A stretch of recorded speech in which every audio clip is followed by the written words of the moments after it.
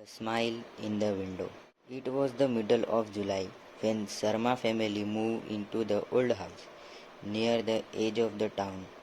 The house was large, cheap, and strongly untouched, as if nobody had lived there for years. Aman, who was 16, hated it immediately. The wall smelled old, the wooden floor cracked at night, and a neighbor avoided looking at the house whenever they passed by. But his parents loved it. It peaceful, his mother said while unpacking boxes. Too peaceful, Aman matured. That night rain poured heavily outside. Thunder shook the window while cold wind slipped through tiny crack in the walls. Around midnight, Aman woke up thirsty as he walked toward the kitchen. The living room window was open. He clearly remembered locking it before sleeping. He slowly walked closer and forth. Outside the window, standing in the rain, was a woman. She wore a white dress soaked with mud. Her long black hair covered most of her face, but he could still see one thing clearly. She was smiling, not a normal smile.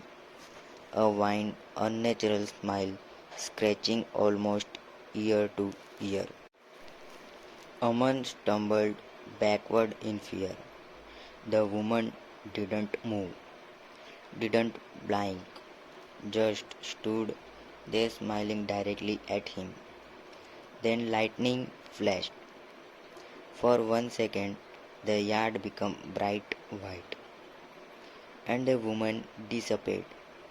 Aman shut down the window immediately and ran to his room, convincing himself it was just stress from moving. The next morning, he told his parents. His father laughed. You watch too many horror videos, but his mother looked uneasy. That evening, while unpacking old furniture in the basement, Aman found a dusty photo frame hidden behind wooden boxes. It showed a family standing in front of the same house, a mother, a father, a little girl, and behind the window upstairs, a smiling woman. A chill crawled down Aman's spine. At the bottom of the photo, faded ink read, July 1998. That night, the rain returned. At exactly 3 a.m., Aman woke to a soft tapping sound. Tap, tap, tap. His bedroom window heart pounding. He slowly turned his head. The smiling woman was outside again, closer this time. Her pale face pressed against the glass. Water dripped from her hair while her hug smile winded slowly. Then he whispered, Let me in. Aman screamed. His parents rushed into the room, but by the time they arrived, the window was empty. His father checked outside with a flashlight. Nothing, no footprints, no person, only wet grass moving in the wind. The next day, Aman went to ask the neighbors about the house. An old man at the neighbor tea stall became silent after hearing the address. You should leave, he whispered. Years ago, a woman named Mira lived there with her daughter. One stormy night, the daughter disappeared. People said Mira went mad searching for her.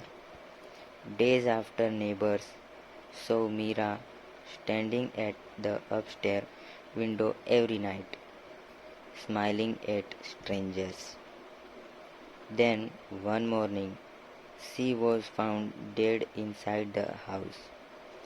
But after her death, people still saw her smiling face in the windows whenever it rained. Aman returned home terrified. That evening, his parents announced they were leaving town for one night for work. You will be okay alone, his father said.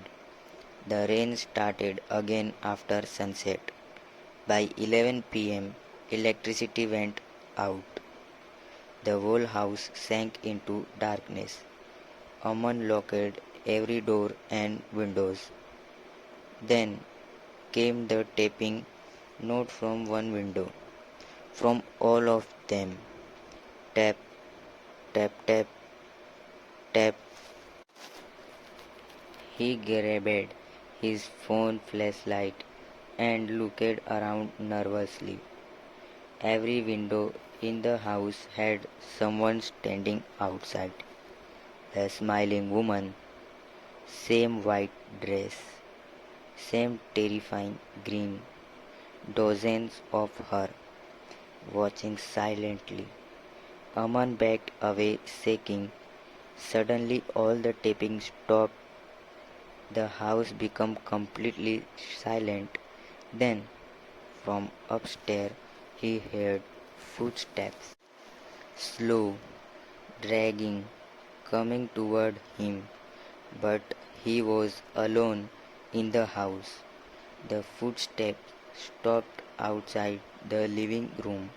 Aman pointed the flashlight toward the hallway. A pale face slowly appeared from the darkness.